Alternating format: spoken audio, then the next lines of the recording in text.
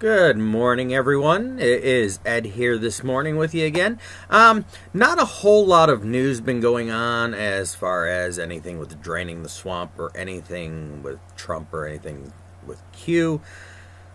And today I decided, rather than just trying to find a bunch of stuff that related to what was going on with Q and the storm and everything else, I'd go a different direction today and talk about some stuff that Q and Trump haven't been talking about, that they need to address. This is part of one of the reasons why I'm not completely on the Trump wagon, is because they're not coming out with any real disclosure as far as other stuff that's going on that I'm concerned about. And today's going to be basically about the so-called climate change going on. And we're going to discuss the evidence and what's going on in the world and what they're telling you and what they're not telling you, so that, we can kind of hopefully get a better understanding as to what's going on with our environment. If you're one of those people who thinks that everything is related to, the government is messing with our weather, you're probably not going to like this video, because it does go through and it's going to show you the trends of what happens. So, without further ado, let's get moving on towards that. And we're going to start off with this article here. And basically, this article is about a week old, by the way. But this was when the storm was hitting basically North America.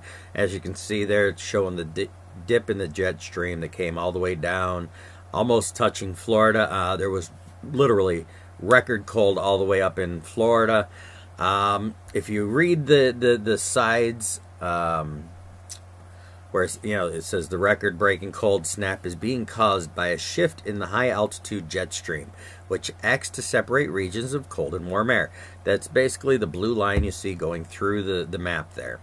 And a massive northward bulge in the jet stream, also known as the ridge, has set up across Alaska, bringing the state record warmth for this time of year.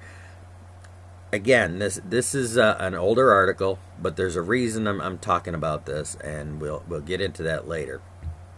But if these are all linked in the bottom. But the main reason I wanted to show you this is because it's showing you the graph, and of course off on the side it's talking about their propaganda as to what's going on, and pretty much the whole article is propaganda. But they're trying to explain, oh, this is all just part of the global warming trend, but it's really not. So go here. This is by the National Weather Service on the Statesman's Times. So go ahead and check that article out if you want. It's like I said, it's a week old. It's talking about last week's storm that came across. So we've pretty much lived it, moved through it, and moving forward. But it is relevant to what's going on with the rest of today's broadcast. Moving forward to the next one, basically it's, I do have highlighted some stuff here. It's cold outside, but that doesn't mean it's climate change, or that climate change isn't real. Basically, this is a USA Today article. It is complete propaganda. If you read through this article, it's going to tell you that, oh, it may seem cold now, and you're getting, colder temperatures, but the rest of the world is, warmer than usual. See, outside of North America is warmer than usual for this time of year. I'm going to show you that statement right there is complete bull, and that is not what's going on. It's also saying that, Alaska is receiving warmer than normal climates, and that's all, accurate and stuff. But if you read through this article, they're going to go through and they're going to basically try and tell you that this isn't a global cooling event. This is global warming. It's causing cycles, and because the polar, the Arctic Circle is shifting and stuff, that the U.S. is experiencing extreme cold. Well, I tell you what, folks, it's not just the U.S. And like I said, they're trying to tell you right up in here that outside of the U.S., where'd we lose it? Right here. The outside of North America is warmer than usual. And I'm going to show you that that's complete bull, like I said. So we're going to move on, because I just wanted to get this out of the way. These are what they're trying to tell you is happening. but I'm going to prove them wrong. So we're moving on to Severe Weather EU Twitter site. And basically what this does is, people post what's going on in the UK. As you can see here, or in the European Union, I should say, not just the UK. But if you look through here, these are actually because of record cold that they're getting. They are flooding, freezing, people up on top of their buildings, shoveling snow off. This is what's going on in the UK, or the EU right now. This is Switzerland.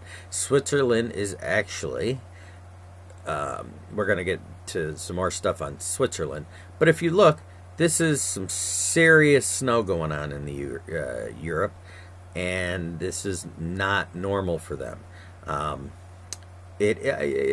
Cold weather is normal for them. This extreme and this much snow and that is not. The storms are colder and more intense. This site, if you want to keep up with the weather going on in Europe, just to basically show that yeah, weather is not exactly warmer outside of the United States than it normally is. It's actually colder. This is a good site that if you want to keep up what's going on in Europe, it definitely is updated regularly. This one was posted 7 hours ago, 4 hours ago, 5 hours ago. So definitely a good place to keep on what's going on in Europe. So let's move forward a little bit more. And here is the Hudson Bay, or the Hudson River, I should say. There's barges going through right now, breaking up the ice. This article is dealing with, because they're trying to get petrol, fuel, heating oil, whatever term you want to use for it. It's not petrol; it'd be diesel type fuel, but it's heating oil, and they have to keep the Hudson open because they can't get the oil in and out without it being open, and that's what this article is dealing with. But the important fact there is that the Hudson River generally does not freeze, so it's one of those things that they're saying it's caused because of the cold snap that we got last week, and that everything's fine and this is normal, but this doesn't often happen, otherwise it wouldn't be a stressful thing. Now, keep in mind, this is to get the petrol, or not petrol, I keep wanting to say petrol. This is to get the heating oil into the city so that they can heat, so people can stay alive. Without heating oil, if that does happen, you're going to see a lot of, especially like senior citizens and sick people who aren't healthy and able to deal with the cold, you're going to start seeing those people getting sick and dying. So this is kind of why it's important as far as a U.S. society that this starts coming out in the front round. This is something that is going to continue to trend colder, and I'm going to show you that in a little bit as we move through this. Right now I'm just trying to cover some of the news articles of what's going on currently, so that what I'm talking about in a little bit makes more sense. But this is one of those things that if we continue down this trend and the Hudson freezes over, how are they going to continue to get in this heating oil into the city so that they basically can heat themselves? This is going to not just cause problems as far as our ability to grow crops, but if we're unable to heat ourselves, we're going to freeze to death. There's a lot of, if the Niagara River freezes over, and it's already starting to freeze over now. Now, mind you, the underside is still flowing, but that doesn't mean it's going to stay that way. It could freeze pretty much that whole river almost solid. Not completely solid because, it's deep enough that it shouldn't go completely solid. But with that much freezing and ice going on inside of it, what does that mean for our, I don't live there anymore, but for the Niagara Falls power plant, it could cause problems with that too. When you have this much cold for this long and the ice keeps getting thicker and, on the top and the bottom, it's going to cause some flow issues. So that's just something else to keep in mind. But this article, like I said, it's pretty much here, dealing with heating oil is a precious commodity, and right now they're trying to keep the Hudson open so they can get that heating oil in and out. All right, and the next article here, temperatures plunge in Asia. Cold snaps puts parts of Asia. All right, so if we read down through here, I do have a couple of article or parts here I highlighted. It says people in parts of Myanmar, I can't pronounce that very well, we're also shivering in temperatures as low as 3 degrees Celsius. These are not normal temperatures for them. Coldest weather in 40 years. Now, it's so cold that they had to wrap the elephants in blankets, otherwise they would get sick and die. And this isn't just, this is what you need to understand, and we're going to get into their bullshit and rhetoric on this in a few minutes here, but they're going to tell you that there's more record-breaking warm spells than there is record-breaking cold spells. The difference is when they have a record-breaking warmth, it breaks it by 1 or 2 degrees, and it's only for like a half a day, and then it drops back down, and we're back into not breaking temperatures. The cold temperatures, when they snap that direction, they stay that way, as you've seen this past couple weeks, not just for a day, but for many days. We are not just breaking records by a couple degrees either, we're shattering them by several degrees. So there is a difference. They're going to sit there and say, well, there's more warmer days, this is why we're trending towards warmer. No, overall there's more colder days, because when a cold snap happens, it stays longer. It doesn't just sweep in and sweep out like a hot spell will. It comes in, freezes everything, and it lingers. So, and we're going to show you more of that as we go on. But also, it says in here, meanwhile in Japan, heavy snow and strong winds continue to blanket the country's northern central region. On the other side of Asia, severe cold weather coupled with dense fog blankets many cities across Pakistan. Okay, these are areas that don't generally get snow, but yet they're getting snow. But according to the article I just showed you, outside of the U.S. is relatively warm compared to us. Well, here they're breaking records around the world. It is not just the U.S. This is everywhere. So if you follow mainstream media and you're listening to them saying oh, this is pretty much locked into the U.S., well, now you can see from news articles from around the world that this is bullshit. They're lying to you. They're telling you falsehoods. They're trying to get you comfortable in the fact that we're going into a mini ice age. I'm going to cover why that might be later. And this is usually the deep state that's doing it. But this is why, like I said, if Trump doesn't come forward and start talking about this stuff, I'm just going to have to jump off Trump bandwagon and start going with the thought that, well, he's just part of it too. He's just a distraction, basically. We'll see. I'm not at that point yet. But this is next article is snow over the Sahara Desert for a second winter in a row. Now, I don't remember how many of you remember last year when this happened. They were telling us, oh, this is a once in a 50-year storm. It happens about every 50 years. It gets cold enough that it snows, and then it doesn't happen for another 40, 50 years. Last year was the first time it happened in 40 years. Here it is happening again, second year in a row. Here, see you go. After a 40-year absent, this is the second winter in a row for this.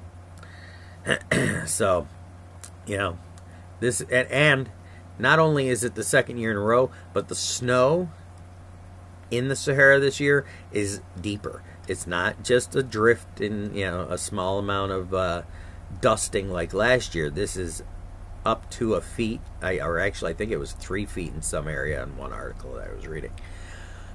So the fact that they're telling us again that, oh, this is nothing to worry about, this is a trend in global warming.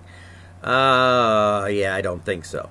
Also, if it's snowing in the Sahara Desert again, that should be enough evidence right there to most people to stop listening to the rhetoric and bullshit when they're telling us, oh, it's mostly the U.S., every place else is warmer, when the Sahara Desert, which is one of the warmest regions, it's a desert.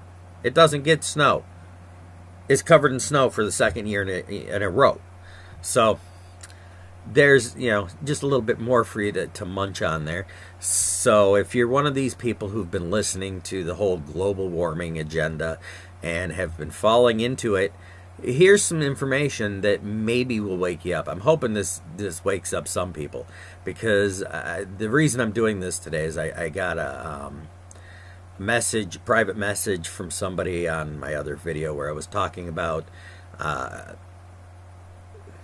how I believe that we're going more into a mini ice age, and they were basically saying, no, everything's getting warmer, and obviously they haven't done their due diligence and research, because it's not getting warmer. And the further we get along here, the further you're going to find out that they're pulling the wool over your eyes.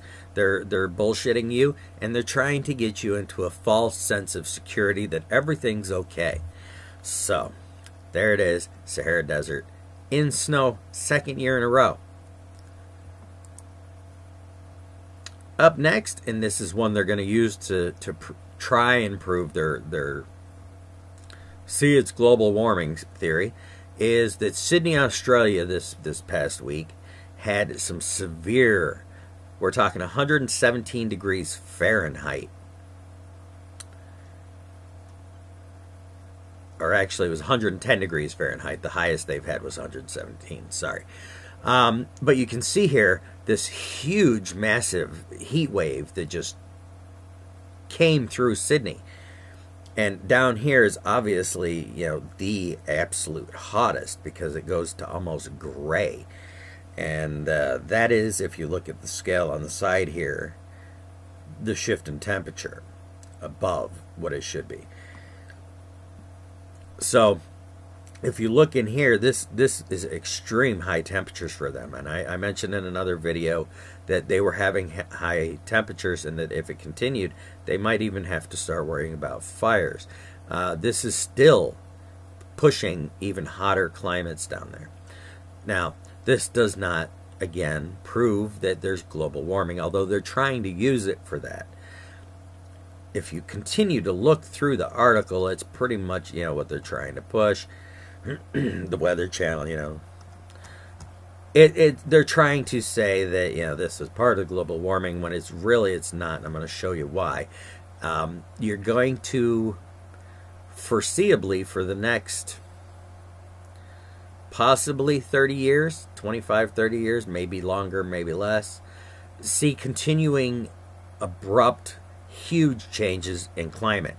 Some places are going to get heat snaps that come through quick, such as this one in Sydney. I believe in an article, I'm not sure if it was this one, was talking that it only lasted like 4 to 6 hours of that intense heat, and then it moved on. Big difference between a huge heat pocket lasting for a few hours and moving out, like I said earlier, compared to a storm system that cools off the entire continent and sticks around for a week. By the way, it's coming back. So there's one of those extreme weathers that is hot. Here's another one that we're talking about as far as proof that it's not just us here in the U.S. This is Switzerland. Helicopters are being sent in to rescue some people because there was an avalanche, and there's 13,000 people trapped at a ski resort because they're getting heavy snowfall, more than average. Their temperatures are colder. If you look down in here, like I said, and you read the article, they're talking about the helicopters coming in trying to get people out because they're stuck. They're trapped. There's no way for them to get in or out of the resorts because there's been too much snowfall. They had an avalanche and they're now stuck. This is the resort, and you can see they're continually coming through and plowing this out just to keep it open. They're out all the time just trying to make sure that the snow in the area gets taken care of. So another piece of evidence for you to prove, what they're saying in articles about the U.S. being the only ones affected. Everybody else outside of the U.S. is pretty much predominantly warmer. Well, doesn't look that way to me.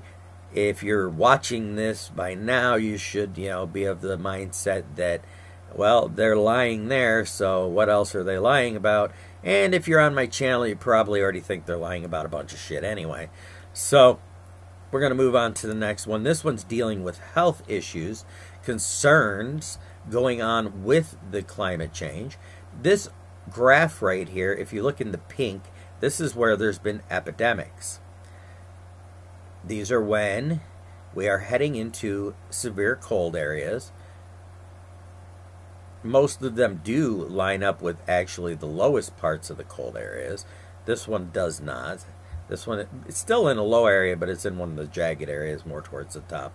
And this one, But if you look, this is the years down here.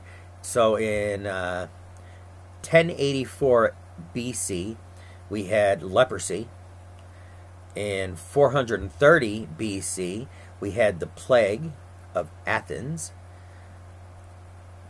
In 125, I want to say, well, no, about 100 and somewhere between 180 and 200, we get, I am not even trying to pronounce that plague, but we had that plague.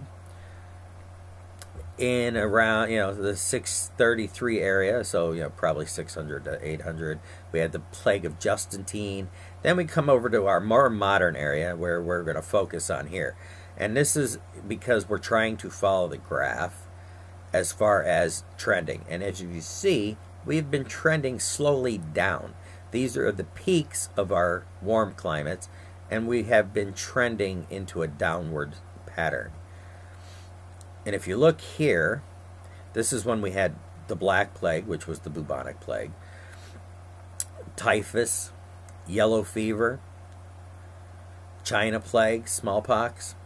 And if you remember, I was just in the other article talking about the plague already in China again. So this article goes through, and the gentleman that's writing the article, or I believe it was a gentleman, goes through and shows you that these peaks where we have high, there's not a lot of disease and plague. But as we get into these lower and colder snaps, we start getting the plagues. And the reason is because of the colder, drier air. These things escape, trying to look for habitation inside of us, probably. But definitely an article you want to read if you want to keep up on what's going on. And again, this is just one of those, I wanted to hit the fact that after finding the plague going on in China, that this is usually caused by climate change. So, moving on to our next one. Oh, I guess we hadn't touched that. Here it is. Okay. Well, for all you who were confused, here's the answer. I thought I'd already covered this one a little bit earlier, but this is the bubonic plague outbreak in China. They have, it's killed more than 200 people in Madagascar. So this is kind of why I looked up the chart in the first place. But this is, what's going on. I don't want to go through here and because it explains what the plague is, how you catch it. But it's basically going through, and it's going to tell you, well, the bubonic plague is back in China. And they're the 7th country so far this year where the plague has showed up. Seems like a little bit of a trend maybe, but you haven't heard about this in any mainstream media. That's why we're covering this today here, because they're not going to come out and tell you about this stuff. They want you to have a sense of security, a false sense of security. Why do they want that? Look at the Georgia Guidestones. Look at other things that talk about reducing the population. Why are they trying to reduce the population? It's going to become very obvious to you, if it's not already obvious to you. Okay, here's another one. This is a non-global warming article, basically, there's 350 graphs. I have not gone through and read this whole article. This article is freaking huge.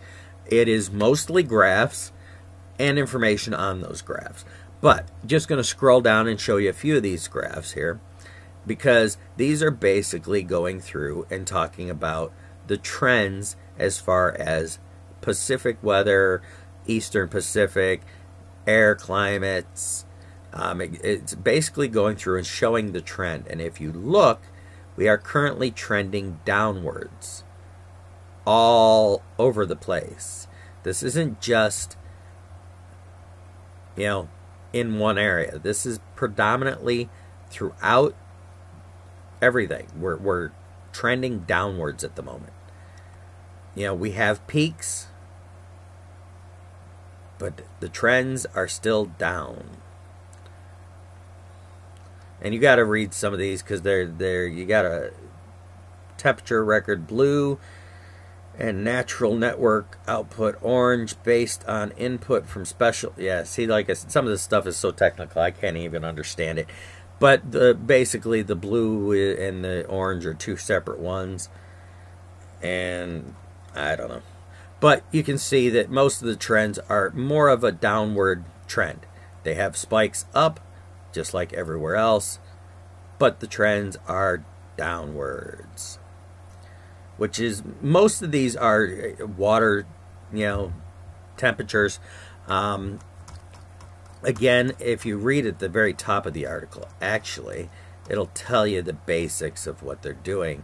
And it says, here we review proxy records of intermediate water temperatures from sediment cores and coral in the equatorial Pacific and northeastern Atlantic oceans, spanning 10,000 years beyond the instrument's records. So this isn't just going past recorded, this is going from samples of cores.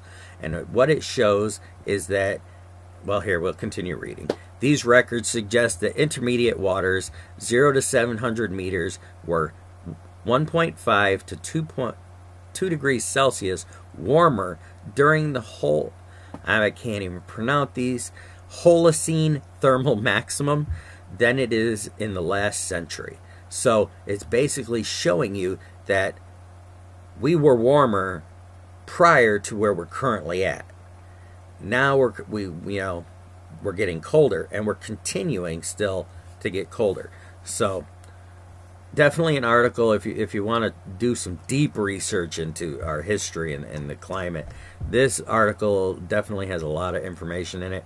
I haven't finished it. I'm not going to close it because I do want to go back and finish reading it. But it's just a little more information about why we're not global warming. All right, now the next article is kind of symptoms of the global situation. And if you think this is going to be just the, oh, this is just because, they stopped importing, which is what they're telling you. The government has stopped importing the grains, and it's now being privately imported, which caused the prices to raise, is what the article is saying. But basically, a student was killed in protest against the prices rising of bread. Now, they're saying the reason this is because the price of grain being imported, because it's being done privately instead of by the government, the price went up because of, the government not subsidizing it, but it being basically having to pay for it from these private corporations who are jacking up the price to make a profit. Not so much the exact case. Anyone that's followed the past year has known there's been a lot of crop failures, and the price of a lot of things is starting to go up. Here in the U.S., honestly, we notice it, but we do not notice it as much as the rest of the world. If you do your due diligence and research, you'll find out that they've been paying more for a lot of the stuff we've been enjoying at a cheaper price. There's a lot of economics in there. There's a lot of government propaganda. There's a lot of padding because our prices actually should be higher. We've been enjoying a luxury of having low prices for a while. So even with our prices going up and everybody's stressing about it, the rest of the world has been dealing with prices higher than ours for a while. So, but this article, like I told you, goes on to talk about, bread prices may double this week as flour manufacturers raised prices amid dwindling wheat supplies, after the government decided to stop importing grain and allowing private companies to do so. Like I said, the biggest part of this whole thing is the dwindling wheat supplies. It doesn't have as much to do with the fact the government isn't importing it as it is private companies. It has to do with there's not as much available worldwide as well. All right, and this next one, snow. This is for upcoming events. Like I said, the storm is coming back, and this is the article that is referring to that. This is from the national news. It says, snow, ice, flood forecast for eastern U.S. as storm moves to the Midwest. Basically, it's talking about the one that caused the California mudslides is heading across the country, and Wyoming and North Dakota and all that are getting blizzard conditions with up to 6 inches of snow. And that it's expected to continue across into Canada, or not Canada, New York, Pennsylvania, it's not letting me highlight, but New York City, you can see there, Connecticut, Boston, Maine, as much as 2 to 3 inches of rain on top of melting snow. So expect things to get a little more interesting across the northeast part of the country this next week as the storm continues. There's more bad weather coming for you guys, and it, like I said, it expected to continue to get worse as the years go by. It's a global trend. This is stuff that happens in cycles, about every 200 years. If you look it up, and I've showed you the graphs, about every 200 years or so, we start getting cooling, and then we warm up a little, and then we cool. Now, these spikes in the cooling and heating over thousands of years, we have solar minimums and maximum. That's what causes these. But then we have grand solar minimums and maximums, which are about every 200 years. That cause us to drop down even colder. Then, even in that cycle, if you take those cycles, the 200-year cycles, and match them up, you'll see that there are some solar grand minimums and maximums that affect us much stronger, that last 30 to 40 years longer, with much deeper colds or higher heats than normal, and these last for 20, 30 years. So if you live in the Midwest all the way up to the Northeast, definitely keep yourself in the know. Be prepared. Get some food, water, blankets, candles, anything that you might need to get you through if your power goes out, or if you're stuck in the house with no electricity or something for a little while. Make sure you take care of that, because the storms are going to continue. We are still only coming into the middle of winter, so expect things to continue to be a little bit off this year as far as weather. Like I said, the storm is currently moving across. By the time you watch this, it may already be getting to you. Alright, my last little page here, I'm going to show you basically, this is what's currently going on with the weather in around the world. This map shows the temperatures and the currents of the air temperatures and that of what's currently going on in the world. Now I'm going to show you down here in the Antarctic. You can see down here that the coldest parts are in the middle, and then it slowly moves its way outwards, getting predominantly warmer and warmer. This is what the North Pole usually looks like. It has not looked like this in a couple years. If you want to get some really good breakdown on what's going on in the past couple years, I would recommend heading over to BP Earthwatch's YouTube channel. He covers a lot of this stuff that's going on He hasn't been doing as much of it this year, but if you go back to some of his previous videos, he talks about the breakup of the Arctic, which is currently still going on. This is the Arctic. Now, for any of those of you who are also into the Mandela effect, we used to have a polar ice cap up here. It's just kind of disappeared. Now, when I was growing up, everybody told us if polar ice cap in the Arctic ever melted, it would flood out 2/3 of the planet. Well, guess what? The polar ice cap in the Arctic is gone, completely almost, and it hasn't taken out the Arctic, or the planet. Now they're saying that, you know, if the ice on Greenland, you know, melts, that it'll do that, you know, raise the water to take out 1/3 of the planet as far as that. But I'm not overly fond of that whole theory of, you know, if the ice melts, the water's going to raise as much as they say it is. If that was the case, I'm pretty sure we'd already have a lot of trouble, and our coastlines would have already been shrinking, because, yeah, we've already had a lot of ice melt, especially in the northern hemisphere. So anyway, if you look at this map, here's where, you know, the storm is currently dropped down back into the North America. It is still predominantly up. Oh, right, we're on the wrong side. That's Russia. Here it is on North America. It is predominantly still up in Canada, but this is the storm front they're talking about that's washing through. It's starting to come into, you know, the Great Lakes regions. If this Arctic temperature here drops down anymore, and it could, it's going to basically push more snow into this region rather than rain. Right now, this storm front is pushing snow in this area, rain coming into the Great Lakes. Let's see how that plays out. But if you look at the Arctic Circle in, you know, or the Arctic Circle overall, this is pretty much, you know, this region right here is where the majority of these dark pink areas should be residing, just like on the South Pole. This is where it should be hanging out. Right now, because of all the, you know, jet streams and everything else, the forget what it's called that keeps the waters in Europe warm. One of the streams, jet streams for currents. It heats up the water here. The water heats up the air, keeps everything, you know, happy and copacetic. It's kind of what happens over on the, you know, west coast here. Now, the problem is, if you look at the way that this is all breaking up and shifting, this is the same section that had dropped down over top of us all the way down into the Great Lakes region week before.